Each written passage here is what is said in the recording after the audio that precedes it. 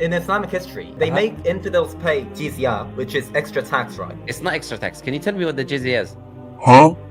Well, it is a tax on infidels, isn't it? What kind of tax? And why is it applied? It is a tax levied on infidels, right? Not right. That's incorrect. What part of my definition is wrong? You just said who needs to pay the jizya, but you're not saying why they need to pay the jizya and under what context or how much it is the jizya. Do you know about the jizya or you don't know? It's a very simple Okay, question. I know. Yes or no? You know. Okay, so why do they pay the jizya? Because they are infidels, aren't they? No, that's wrong. So you don't know. So you are ignorant, clearly. And not only ignorant, but you have what we call compounded ignorance. So you are the worst category possible of people when it comes to knowledge. There's a knowledgeable category, someone who knows what they're talking about, which clearly isn't you. And there's a middle category, which is people who are ignorant. And these people are humble. So they ask for information. Please, can you teach me about this? And that's clearly also not you because you're not humble. You are in the compounded ignorance category. First, you need to educate them that they don't know what they're talking about. Then you need to teach them, even though they're arrogant and refusing to accept that they don't know what they're talking about. Yeah. Allah Azza wa Jal mentions the jizya in the Quran, in chapter 9 of the Quran. It's a tax for specific type of people. Who are those people? They are the military-aged male combatants.